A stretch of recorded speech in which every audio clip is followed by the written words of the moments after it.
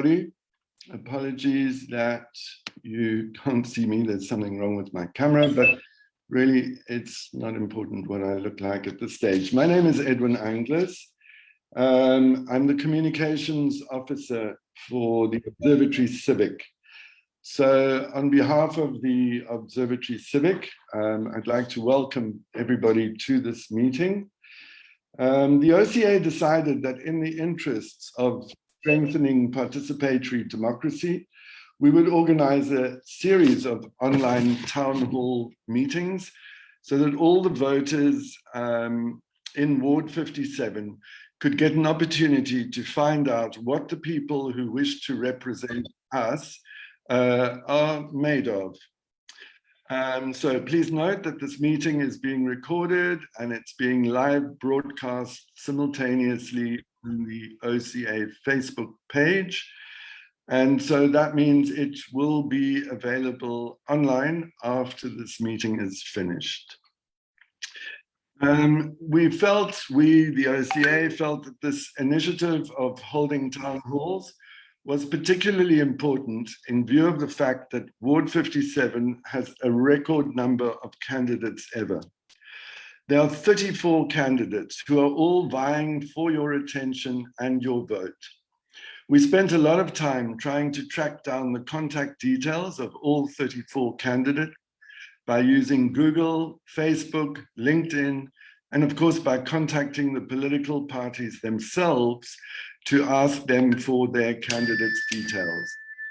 In the end, we were only able to get the contact details of 24 of the 34 candidates.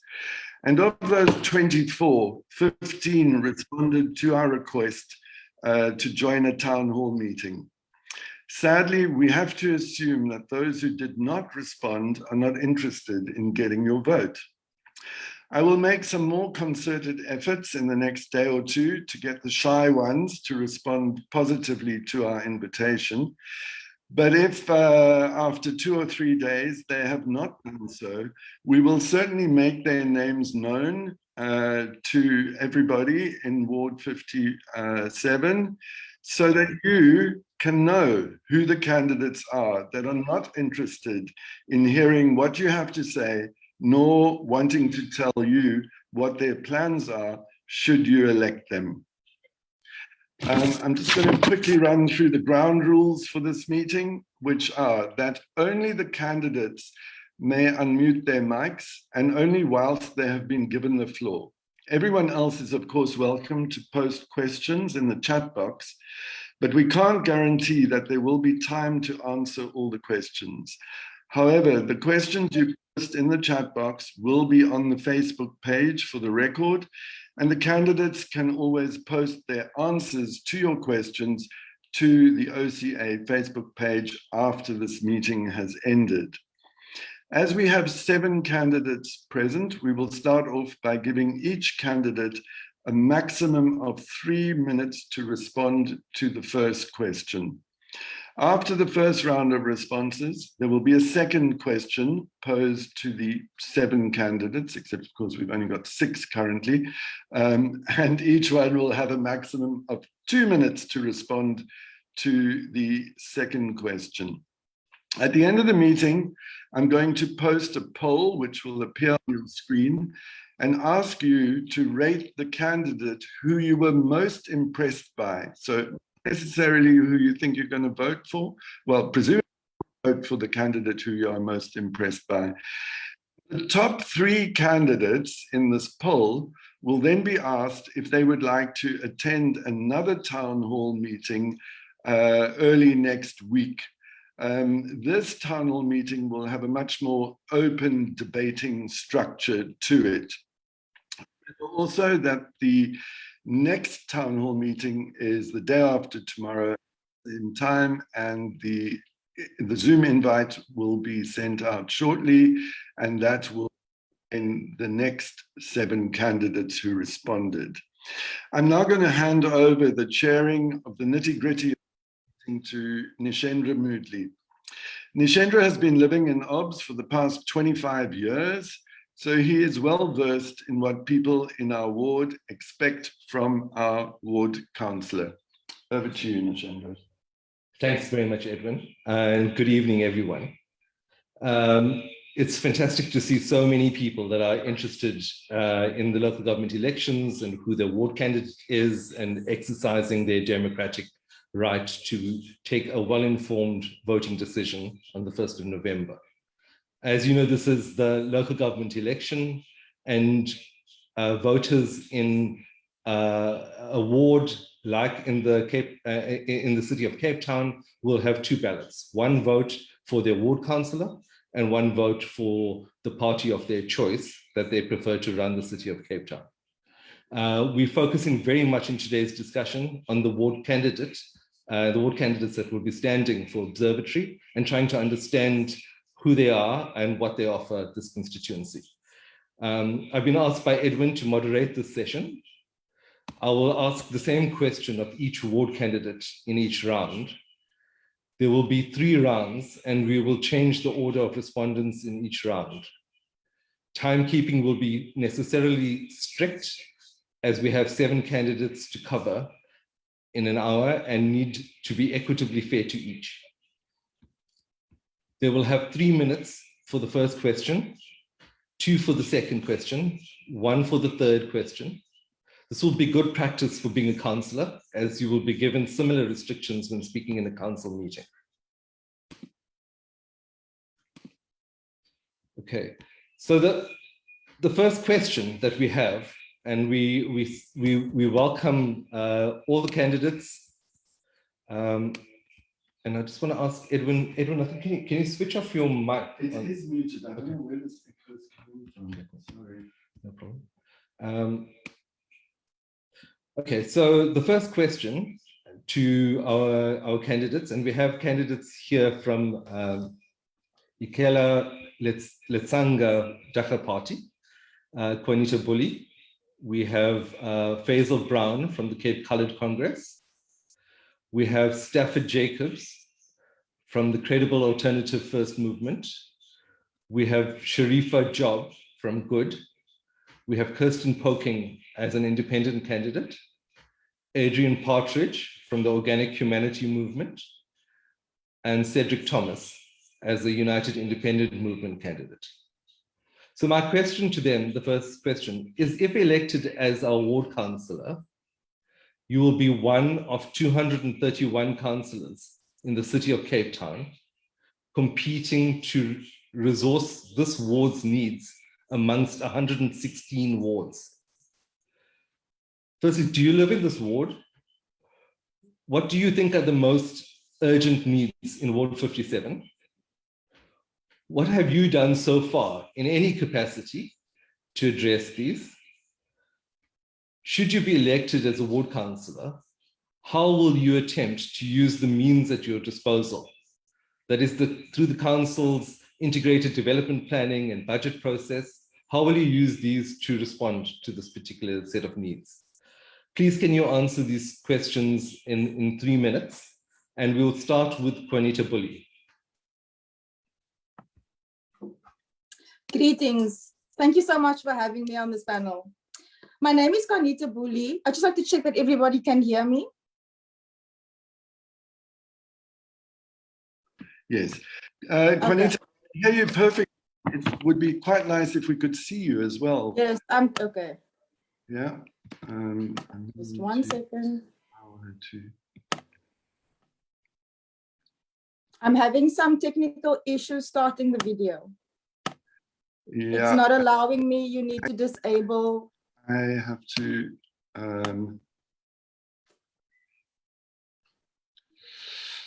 I don't know why I can't unlock her camera. Okay, sorry, Juanita. Shall I just go ahead? Please just go ahead. Okay. Thank you so much for having me.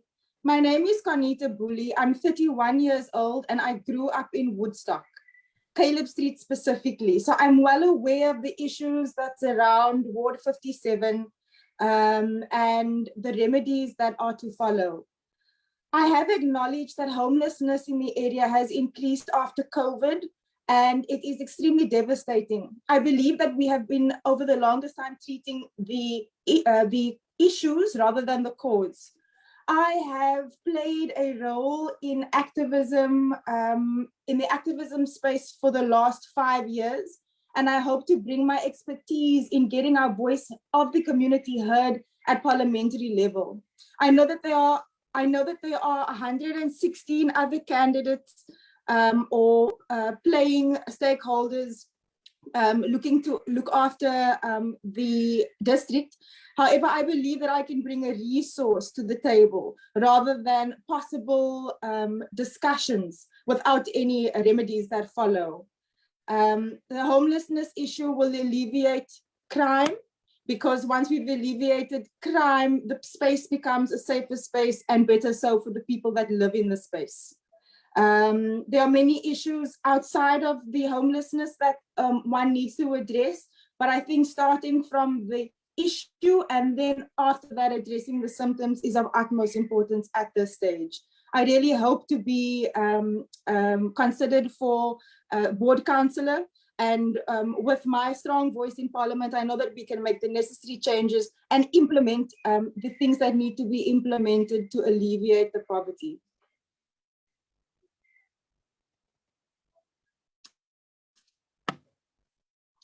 Hello?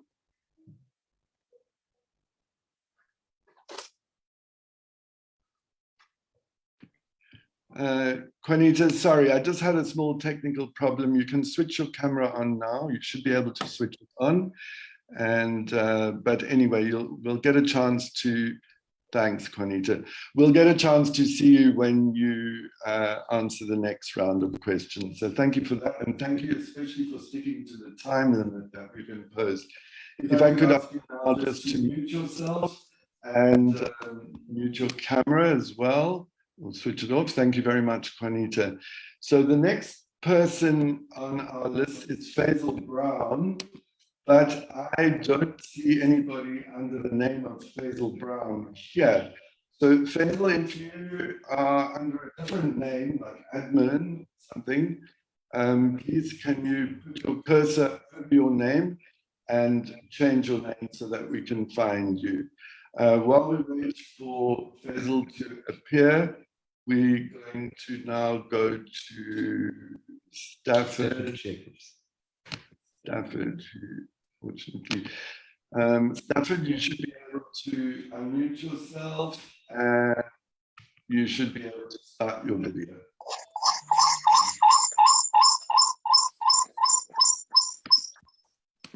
Good evening.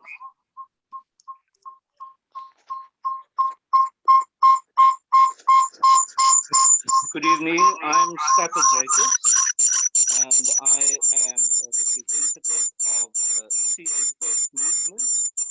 I'm the nominated ward candidate for Ward 57, which comprises Mowbray, Rosebank, Observatory, Charles River, and Woodstock. I don't live in the area. I am about 5 minutes away.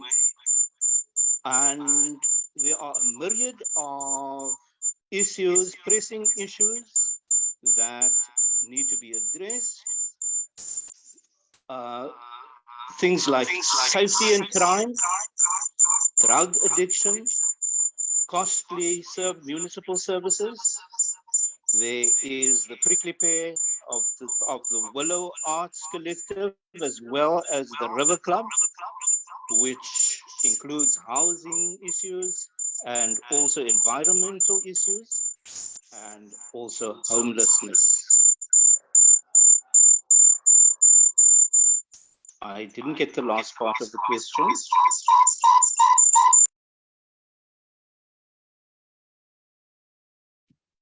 Yeah, so the last part of the question is, should you be elected as ward councillor, how will you attempt to use the means at your disposal at council to respond to the key issues you've identified for the ward? And the questions to all the candidates are in the chat box.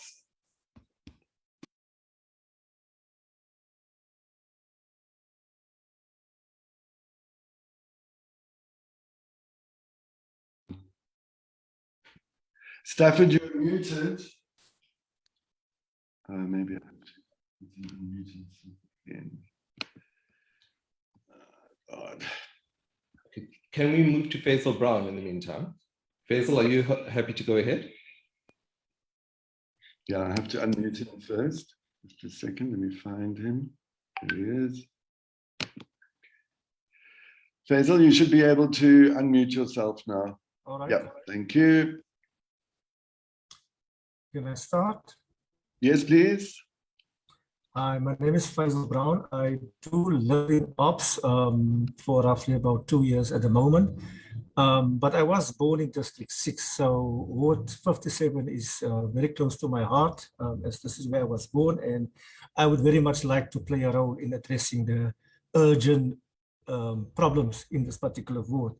Starting from observatory, for me, the most critical issue up here is obviously the development at the Two Rivers Club, which I feel needs to be addressed because that is part of our heritage. And for me, any councillor in this particular ward needs to take a position on that question.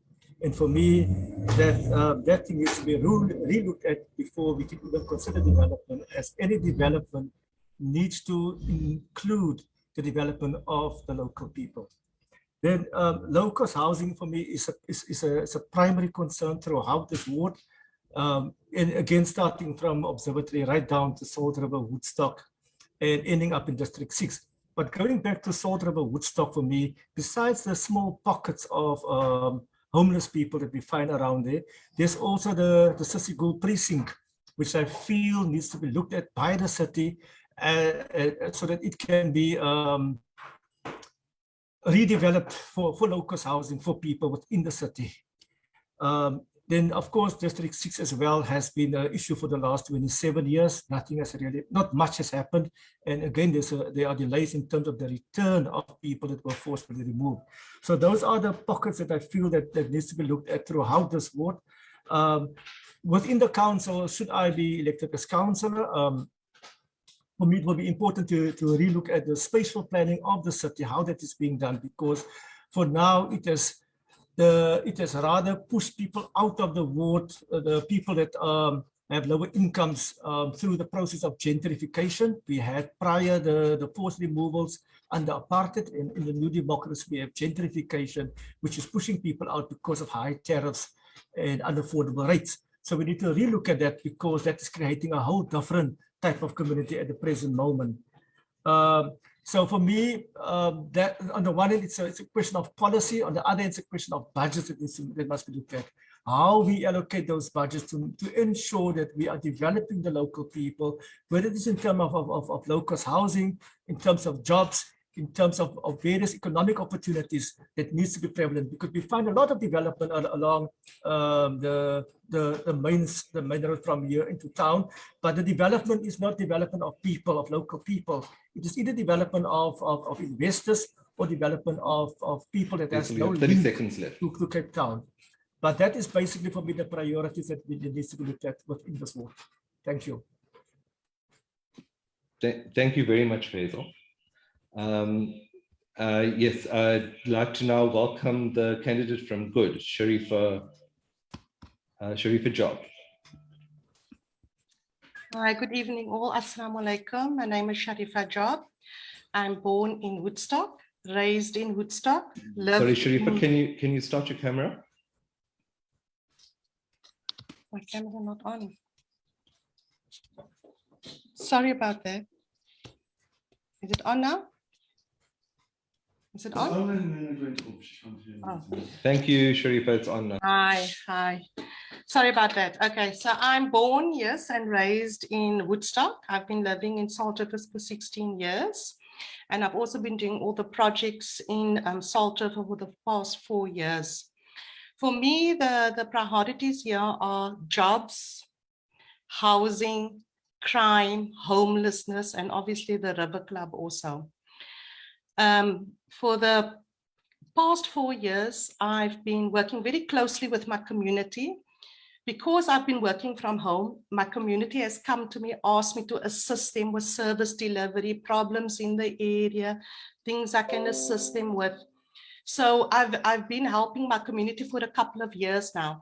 And since then, I've branched out. I was with the Community Police Forum, doing projects with the Community Police Forum, and also doing service delivery, helping to log calls, follow up on infrastructure repairs and maintenance. So if I should be elected as a ward councillor, I definitely would be looking at the housing project, the housing that hasn't gotten off, the affordable housing, to use the available land to increase delivery for the affordable housing. Look at our crime situation, which has increased here horrendously. Work with our neighborhood watchers, get cameras in, work on the hot spots, work with the CPFs, and work with all other role players to make our place a safer and cleaner place. Another thing that is scary at the moment is our homelessness. We have so much people that's on the streets, and we really need to start getting more shelters going, getting more support groups going to assist the homeless, because everybody has their own story. We don't know, this couple and that man have a different story. Some people are on the waiting list for 30 years. There has been family members that has died, and they've been put out of the property.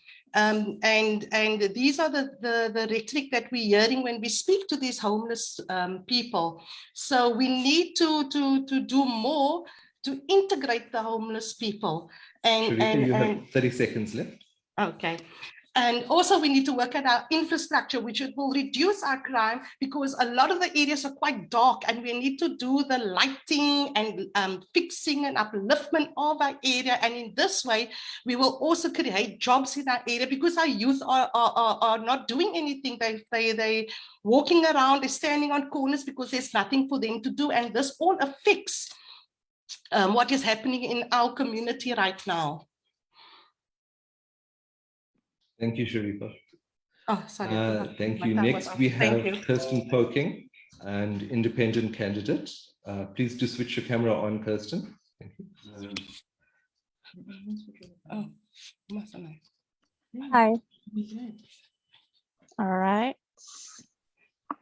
So please go ahead, Kirsten. All right. No, Sharifa's, there we go.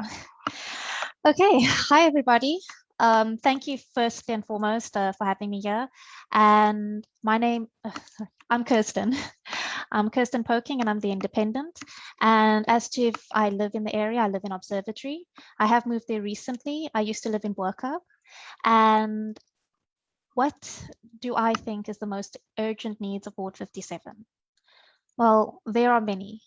However, I have highlighted a few, one of them being heritage, of course, the environment, safety and security, and affordable transport in the area, and something that's quite close to my heart, which is the inclusivity of the differently abled in the area. And furthermore, what I believe is also something that is urgent in the ward is accountability and transparency of the ward councillors and our leaders in the community.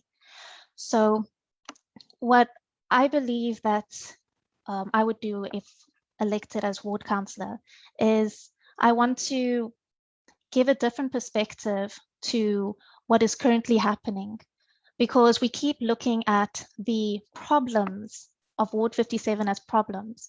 But the thing about a problem is you tend to avoid a problem. But a challenge, on the other hand, a challenge is something you face. And that's the way I look at the situation in Ward 57.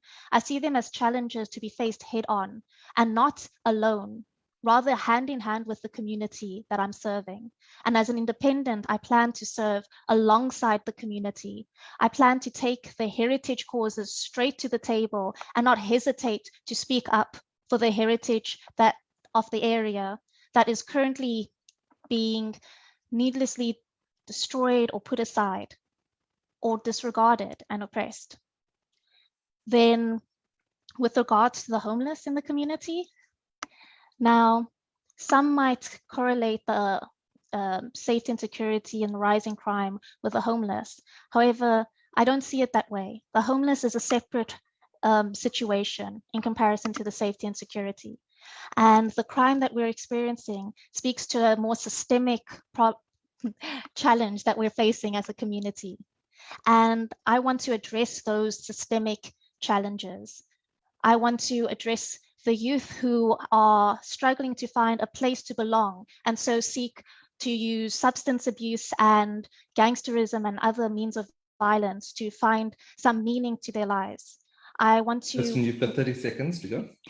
Yes, and to speak to what I would do if I was in that council room, we need to find a person like myself who is willing to speak with the other leaders and help them see that the challenges we are facing are not faced by Ward 57 alone. Someone who is able to bridge the bonds between the wards so that together we can face these challenges. And then Ward 57 won't be alone in addressing affordable housing or the safety and security or affordable transport in the area. We'll address it together. Thank you very much, Kirsten.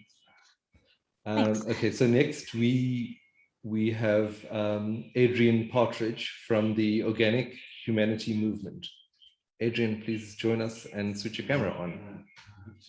You can go ahead.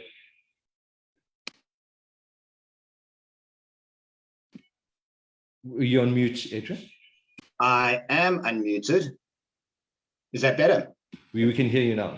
Okay, excellent, good stuff. All right, good evening. Thank you for the opportunity. My name is Adrian Partridge. I am the Ward 57 candidate for the Organic Humanity Movement. I do not live in Observatory. Let's get that one out of the way. However, I did work for many, many years right next door, so I'm well acquainted with all of your coffee shops, your lovely little secondhand bookstores. And again, I am also not a career politician. Rather, I am just a man on the ground, just like you, just like pretty much everybody else.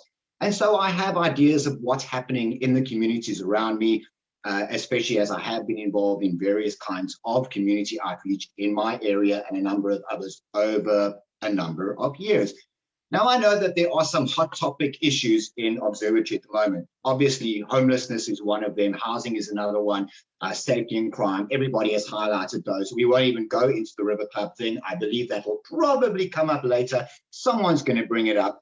However, I want to touch on just one, and I'm going to pick one that's rather difficult to handle, I think, for most people. And that is the issue of job creation in the area. Now, I know that job creation is the essence of every political manifesto, okay? Everyone has something to say about that. And often enough, the whole notion of job creation is really just an excuse, I believe, for government to serve the interests of big business instead of the interests of the people. Now, our focus when it comes to job creation is based on one of our principles, and I hope I have an opportunity later on to discuss what some of those principles are. But self-reliance is definitely one of them. And that may mean encouraging more informal trading, for example. The more informal trading we have, the less we are supporting and propping up big corporations. Not only should informal trading be encouraged, it needs to be supported with less red tape. It's very difficult to get things done these days. More skills development needs to happen, more entrepreneurial training as well, so that people can start their own businesses. Rather, we believe, be self-employed. These are the types of principles we would encourage. And of course, when people are living self-reliant lifestyles, which is really one of our principles, it feeds into having any affordable housing unit, having adequate space to grow their own food, veggie garden, so on and so forth. And of course, if we add any sort of upskilling program that government could offer. Yes? You've got 30 seconds. Thank you. That government could offer into local communities. Well, it opens doors for people to have their own form of income without being dependent on a job or corporation. And I think we know from our current situation just how easily you could use that. And I think that's my time. Thank you very much. Thank you very much, Adrian. Next up, we've got Cedric Thomas, who I understand was also a former councillor, ward councillor for this ward some time ago. Cedric, please do switch your mic on, your camera on, and you can go ahead.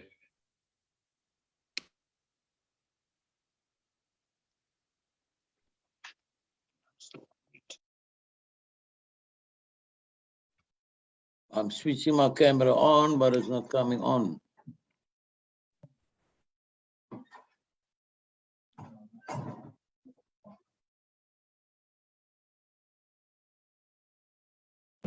Yeah, Cedric, I understand that there's a camera problem from your side. So it's showing an image, but there's no image coming from your computer.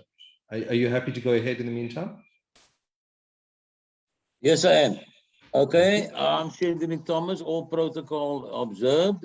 Thank you very much for the opportunity to state my case here, to be elected as the ward councillor for Ward 57.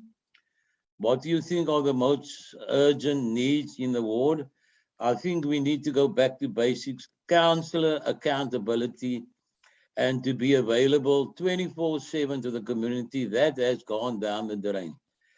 My focus is on safety and security. What did I do? I've been elected recently the present CPF chairman, which I've stood down now until after the election. I'm also on the U-Watch Neighborhood Watch. We won the Neighborhood Watch of the Year award. Housing, I'm very passionate about the social housing that we need to do and house people. Social development is very important. Job creation for the youth. We are youth of the future of our country. Very important. Sports and recreational, we need youth development. There's no youth development, there's no projects going, nothing. In my time, I worked on projects. And those who know me, there's projects to prove. The one project is the Village Green and various other projects. Then we need to also improve on our CCTV camera system. And then the next thing I want to say regarding our homeless, what we have missed out on, we need social workers. We need more social workers in our community to go around and speak to people that are homeless. Some of them would like to go home. They're not there because they want to be there. And we can assist them in some way. There's not enough drug rehabs in Ward 57 from the city. And just, I hope I'm not playing gutter politics. As far as I'm concerned, the DA has become the development alliance. So all they concentrate is on development. And then most upsetting for me is what has been the outcome of the River Club. With no respect, they went against the words of the officials. This integrated development planning budget process is a good process to follow, but it is just a talk shop. So when you get into council, as a councillor, it is your duty to really motivate for your ward. And in my time, I managed to even get the Ops Festival had a 3-year budget. So I have 10 years experience. I've lived in this area for 33 years. I've been a community activist with Woodstock Can. I started a mask making project. Free of charge, we gave to all the hospitals, the police Cedric, you have 30 seconds. 30 seconds. So that is me. I've been around here, and a councillor is not a politician. He must be a community activist, and he must live in his ward. Thank you. Thank you very much, Cedric. I'd like to thank all the ward candidates for having answered that question and stuck to time. We really appreciate it. It allows us to do justice to everyone in this conversation. The next question that I have is that, and I think a number of people have mentioned this in terms of the needs in the area. So homelessness and people living on the street are a significant set of challenges for people in Observatory. These are really complex problems, and they're rooted in a myriad of social issues related to unemployment, mental health, substance dependence, and collapse of the social safety net. How should the city address the issue? and who do they need to work with in doing so? You've got 2 minutes to answer these questions. And we'd like to start with Cedric Thomas and reverse the order this time around. So Cedric, can you please start? Can and you then just, we will, sorry, I'll sir. then announce the rest of the speakers in order. Can Thank you you. just post the question like you did with the previous one, please, man? Where you posted it in the chat group.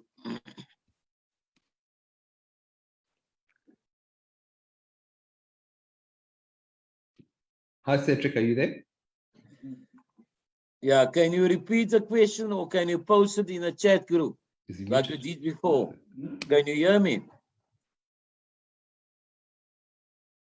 Can you hear me? Okay, we'll come back to Cedric.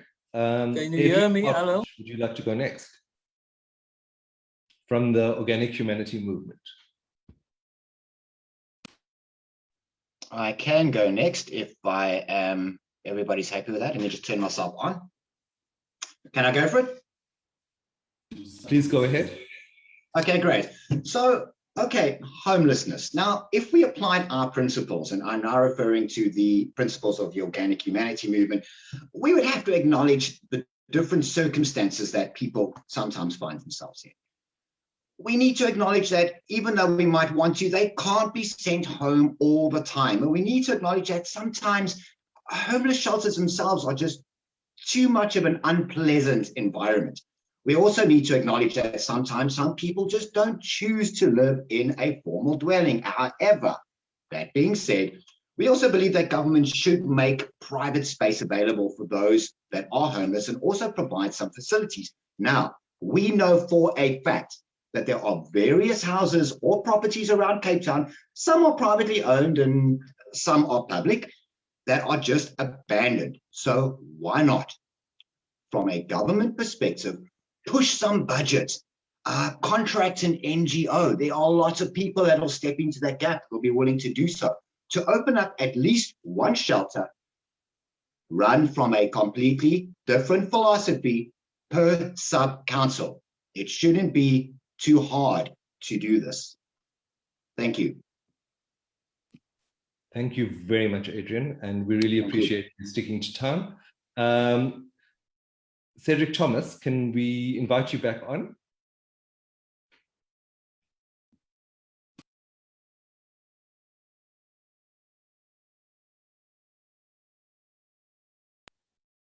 Can you hear me?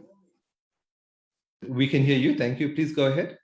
Okay, so homeless people living on the street are a significant challenge in Observatory. I think it's a significant challenge in the city of Cape Town because we have two cities. And what is happening, the underprivileged people, the have-nots are coming to the have side. And that is what is one of the main problems which needs to be addressed by the city. What's happening in the other side of the city is creating a situation where people are coming to this side of the city where they find some form of employment or something. But to me, to be honest with you, I find the homeless situation, we say this is the best run city in South Africa. This is a city, a tale of two cities, and we only running the city for one section, and I think we need social upliftment in the other side, in the flats and that. And we need the homeless people themselves. They have talents. They are recycling experts. We need to put this to practice and use their talent instead of running them down for doing what they do. A lot of people care for the homeless by giving them food and stuff. A lot of people are critical of the homeless. But I personally feel that is a perfect opportunity for us to put into practice their talent that I've identified is their talent to do recycling. And what other questions? There are complex problems, root and pyramid of social issues, unemployment, mental health, collapse of the social network. That's everything is there. I've discussed it. The city needs to uplift their social development big time. They're spending too much money on knocking people around and too little in addressing the social problems we have. Thank you, Cedric. Thank you very much for your input. I'd like to now invite Kirsten Poking as an independent candidate. You've got 2 minutes, Kirsten. All right, thank you for having me back. All right, so first, as I said, with the homeless situation, doesn't correlate necessarily to crime. Then with regards to that, not every homeless person should be considered as homeless, as in they want to live in a, that their only situation is to deal with that specific part. The homelessness is a symptom of a greater systemic issue. And in order to approach it, we need to look at a multifaceted, holistic approach that addresses both mental and emotional well-being, as well as sees it through an African context. We come from a nomadic culture. So not every person who does receive help will want to live in a structured building. And then those that do need to have more than just the shelter being addressed. And one of my superpowers is working with very little or next to nothing, because as we've experienced, we cannot always rely on the city to follow through and provide money to work with us. We need to work with people like Carlos Mesqueta, who created the YMCA situation and the Rainbow House. Sorry, the names getting mixed up, but we need to work with people like that who are on the ground dealing with the homeless in a holistic and dignified manner. We need to work with people who are already on the ground. Thank you. And more than that, we need to look at this from a perspective of not just giving something to the homeless, but where they uplift themselves. They need to be brought to the table and given a platform to speak for themselves instead of us always speaking on their behalf. Thank you, Kirsten. I'd like to now invite Sharifa Job from the Good Party, from Good. Sharifa, can you switch on your camera and you can go ahead as soon as you're ready.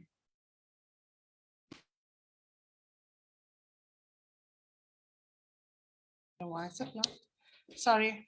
Okay. Doesn't want to. The host has stopped it. I know mine was on.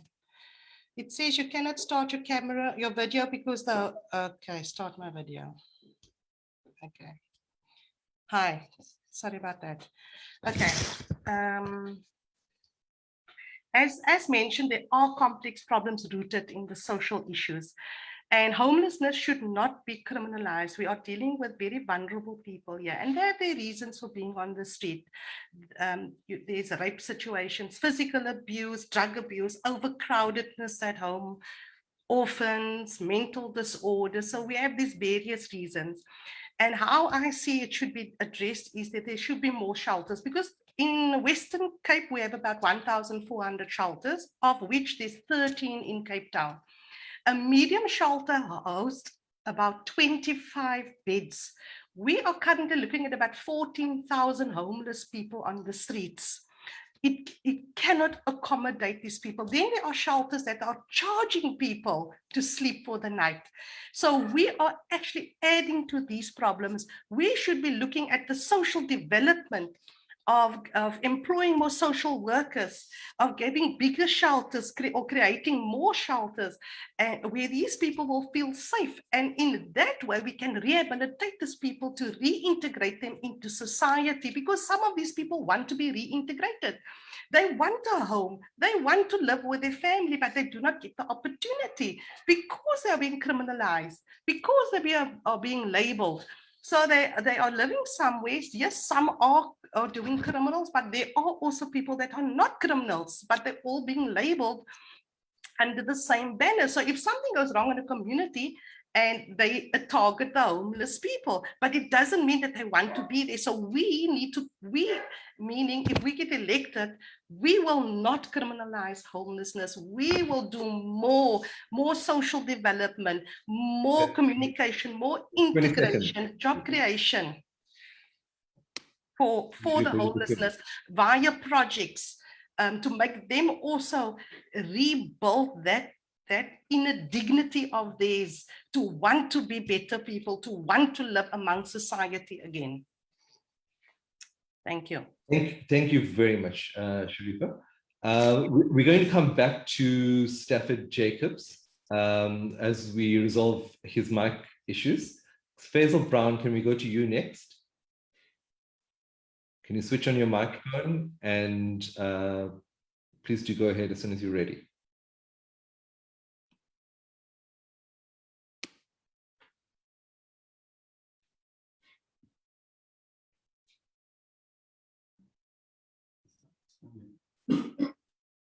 Faisal Brown, are you with us? Yeah, great, thank you. You can go ahead as soon as you're on mute.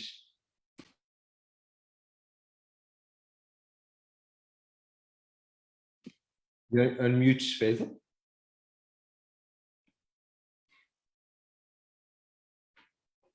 Unmute, yeah. Can you hear me? Great. Working now?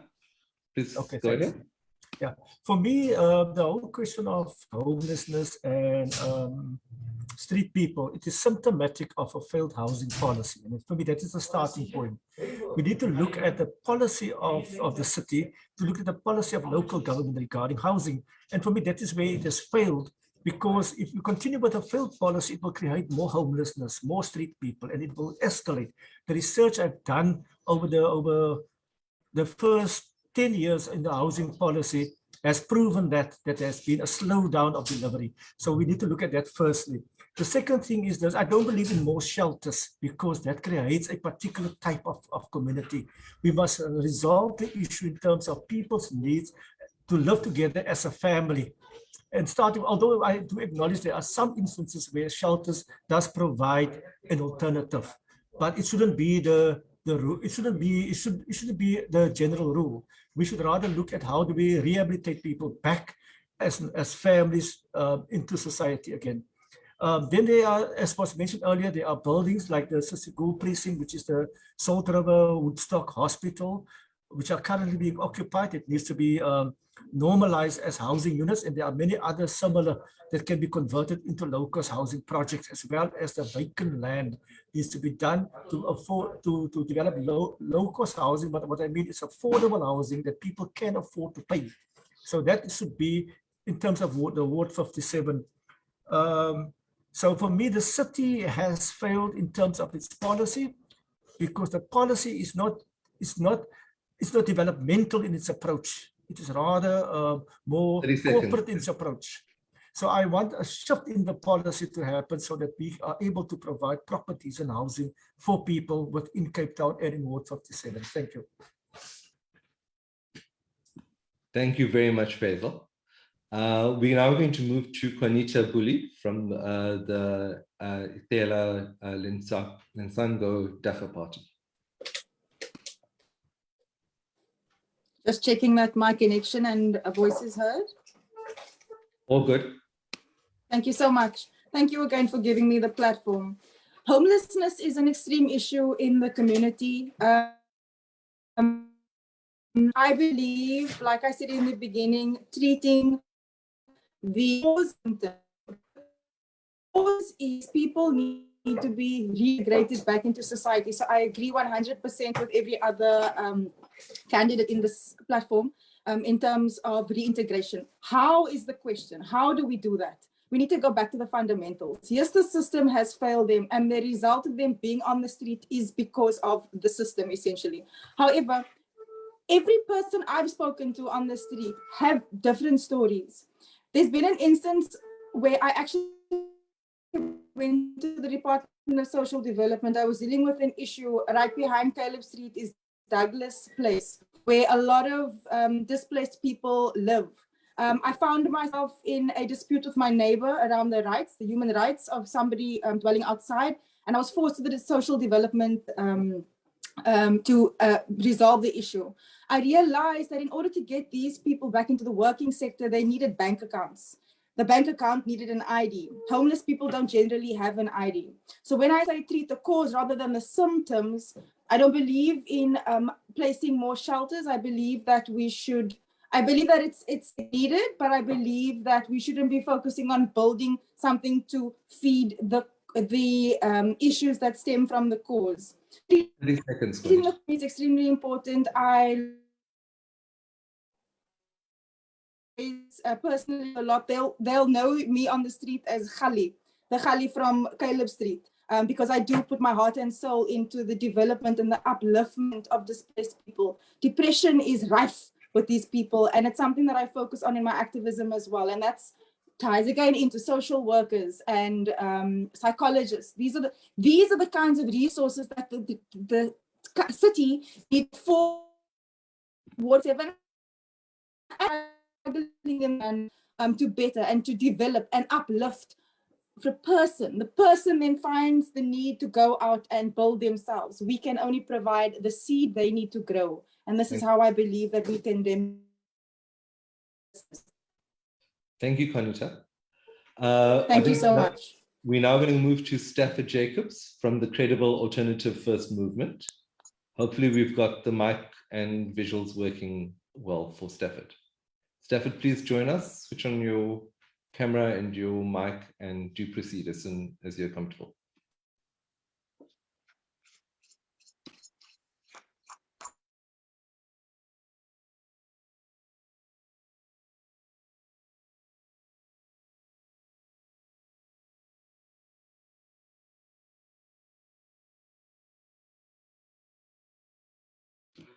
Stafford, can you unmute yourself?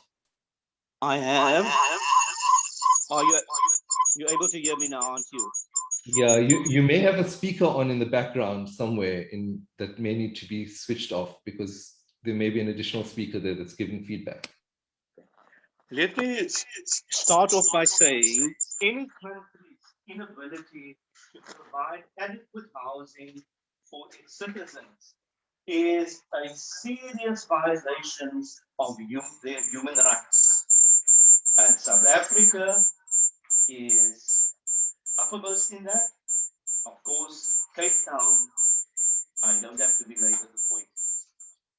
I believe that we need to the reorientation of the city of Cape Town from a corporate entity or a business to a service organization is paramount.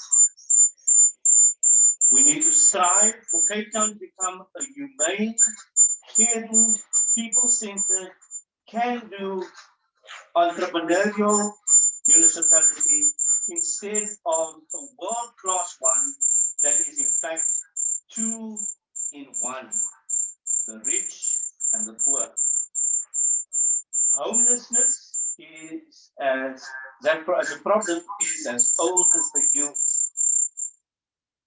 The truth be told, there is no adequate housing provided in the city of Cape Town.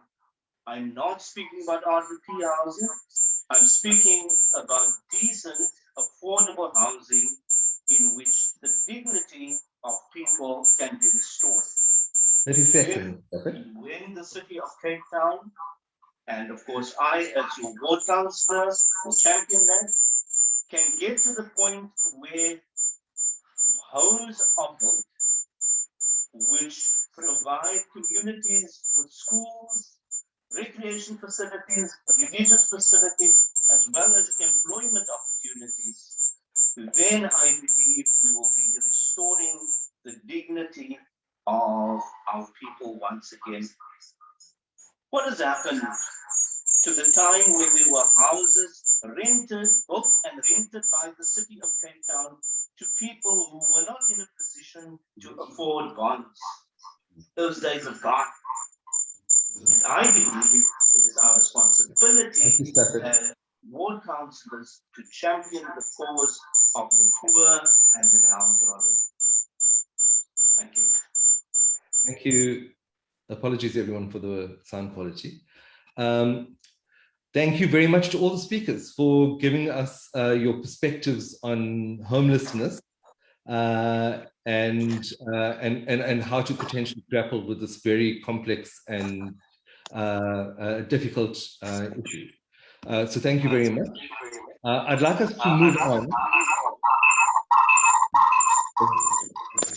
Stafford, please can you switch your mic off? Yeah, okay, thank you. I'd like us to move on onto the last round of questions. And the last set is something that one or two of the speakers have already touched upon, and it's about accountability and engagement. So should you be elected ward councillor, you will need to both represent and account to the people of this ward. How will you represent the diversity of views that are held in this ward, including the likes of campaigns like the Let's Big Action campaign? How will you communicate and engage with, make yourself accessible to, and report back to us? Please use your 1 minute to also conclude as your last opportunity to speak. We're going to start with the Good Party and Sharifa Job. Sharifa, please join us. And if you can respond to that question. Do unmute. Yeah, hi, okay. Please go ahead. You're welcome to switch your camera on as well.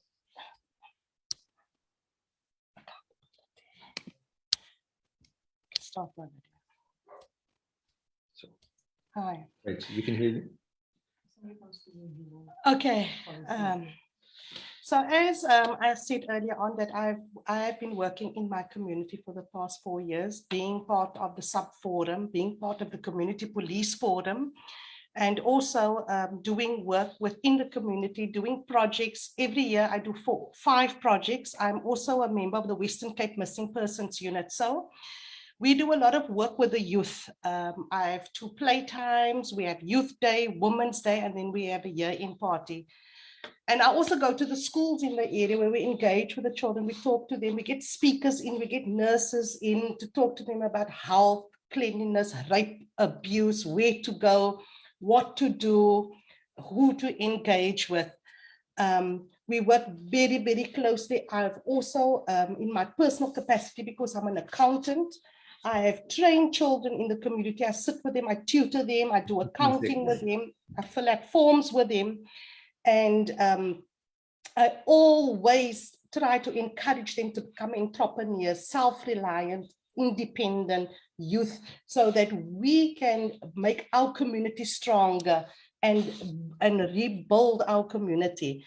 I'm also a big believer in meetings, and that is what we've done with the, sorry, am I done? Yeah, thank you very much. Yeah, thank you. Kirsten Poking, we'd like you to go next. Okay, thank you. Challenge accepted. All right. So what would I do when I'm elected ward councillor?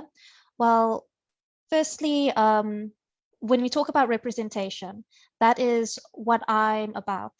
I represent someone with a mixed heritage who's willing to speak up and fight for the heritage and culture of the area, and someone who is young and has managed to, through great fortune, thanks to my mother, travel and experience the world. I've been both homeless and with a home, living on my own.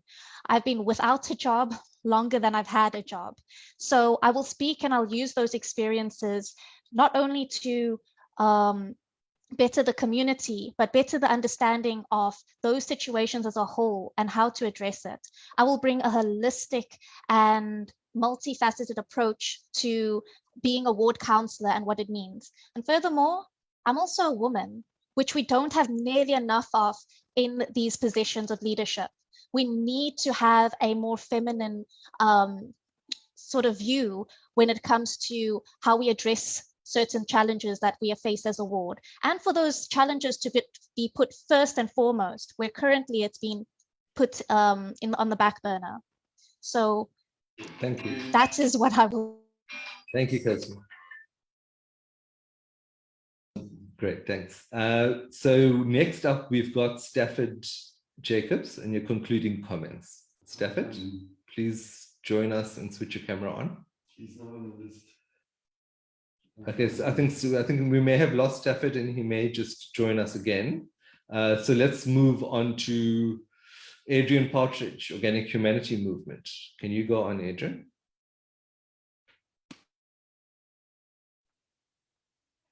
I can. There we go. I'm allowed on.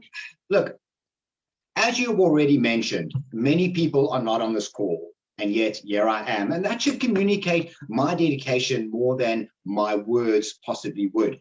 But in terms of diversity of view, I believe, and we believe, that almost all of us want the same thing: a home, enough food to eat, a decent school for our children, a safe neighborhood to live and raise a family, fulfilling employment, and of course, some time and opportunity to enjoy life.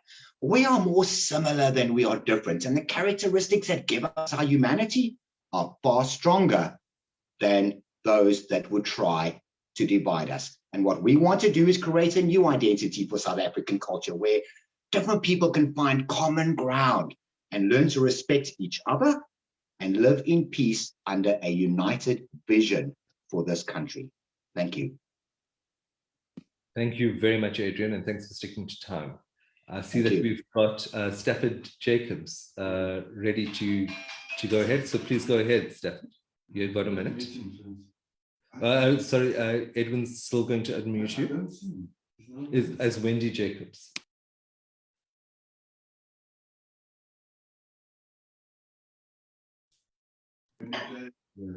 Yeah, I think you now unmuted, Stafford, so you can go ahead. Thank you very much.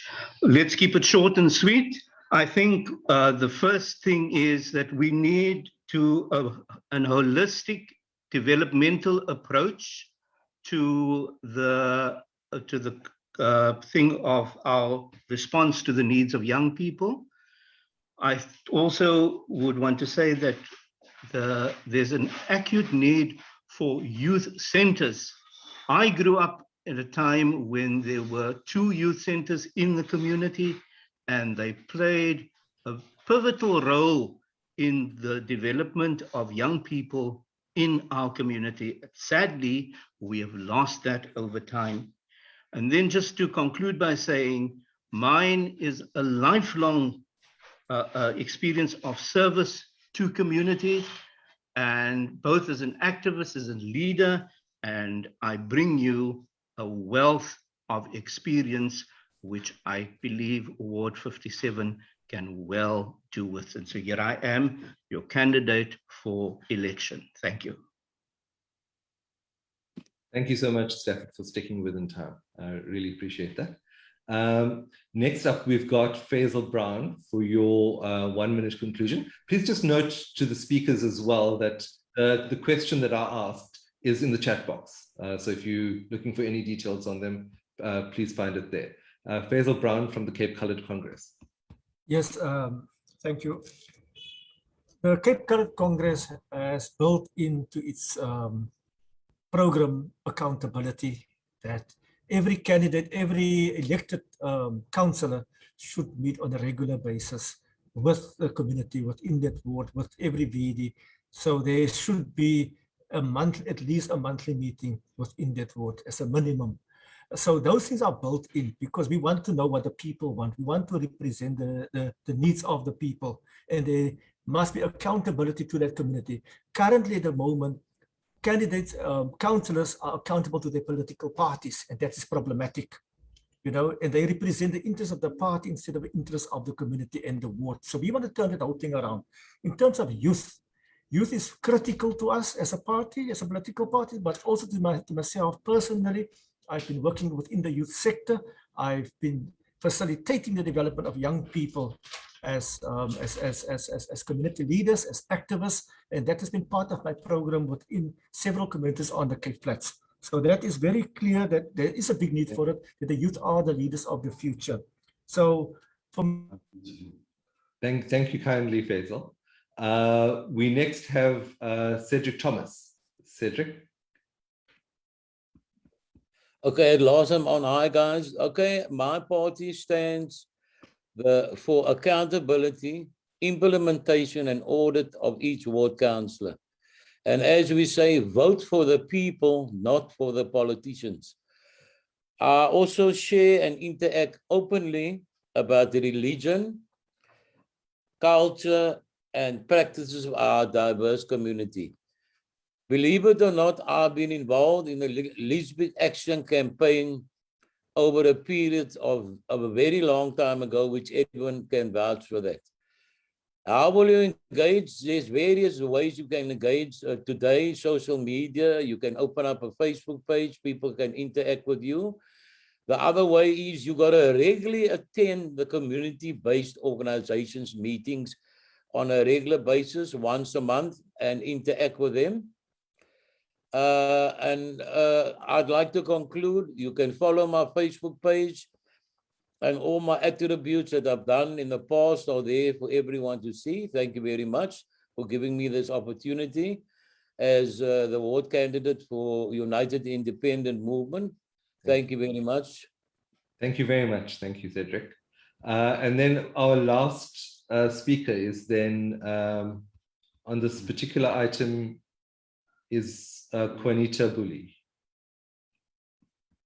Juanita? Great, we can hear you. Thank you so much.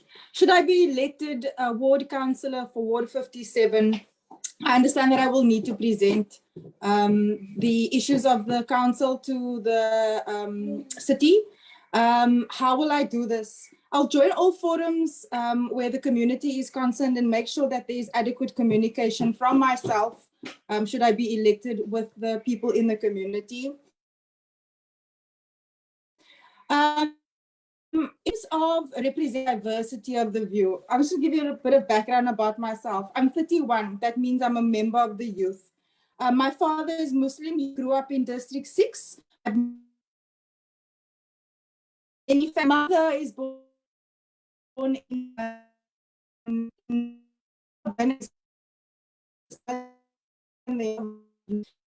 with those around you in harmony. Community engagement. I believe Cedric mentioned the festival that used to happen in Observatory. There are events, there is enough space, and bring revenue. If you provide.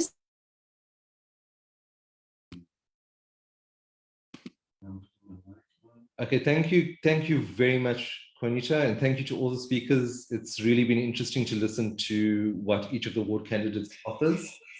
I'm going to now hand you over to Edwin to talk you through the poll and the way forward on this. Thanks. Thank you. Thanks, Nishendra. You need to mute yourself. Thanks, Nishendra, for muting yourself so we don't have the echo. I just want everybody to be aware. I've posted a poll. You get one vote, and we would like you to put your vote next to the person who impressed you most in the course of this meeting. As I said at the beginning of this meeting, the people, probably the three highest rated candidates will be asked to return to another town hall meeting early next week. We'll let everybody know the date next week. The other important thing I would like you to note is that our next town hall meeting, featuring another 7 candidates, will be at the same time in 2 days' time. So Thursday at 6:30 p.m. The Zoom link will go out for that either later tonight or first thing tomorrow morning. And then just a reminder to everybody that this meeting was broadcast live on Facebook. It will stay up on Facebook. We'll leave it up until election day. It's on the OCA Facebook page. The link for that was in the invitation that you received with your with the link to today's Zoom meeting. So please watch out for that. I see only just over half of the people have voted in the poll. So I'm going to leave the poll open for another minute. Please, can the 20 people who haven't voted in the poll, please could you put your cross or tick the box next to your favorite candidate who stood out for you at today's meeting. Only 2 people have responded to my request. 3 people have responded to my request. Unfortunately, the poll will go down as soon as I end the meeting. For those of you who want to leave, thank you very much for your attendance, and really hope that we'll see you all back in 47 hours time. And we will also keep you updated about a follow-up meeting with the 3 best candidates from this meeting and the 3 best candidates from Thursday's meeting. And the format of that meeting next week will be a much looser format than this one. So apologies for the fact that we didn't have time to direct your questions to all the candidates. But next week will be your opportunity to do that. However, bear in mind that all your questions will appear on the Facebook, on the OCA Facebook page, and it means that the candidates are welcome to log into the OCA Facebook page and respond to whatever questions have been posted there. So your questions have not gone to waste. Thank you very, very much, everybody. I just want to see if there's anything urgent in the chat. No, a lot of people saying thank you. Well, on behalf of the OCA, it's been a pleasure to enable the voters of Ward 57 to engage, even if it was a rather limited engagement, but at least there's been some engagement, which, speaking personally, of course, I would say makes a big change from the years that Ward 57 voters have had an opportunity to engage with their councillor. Thank you once again, everybody, and I wish you a very good evening and hope to see you back in 46 hours and 45 minutes.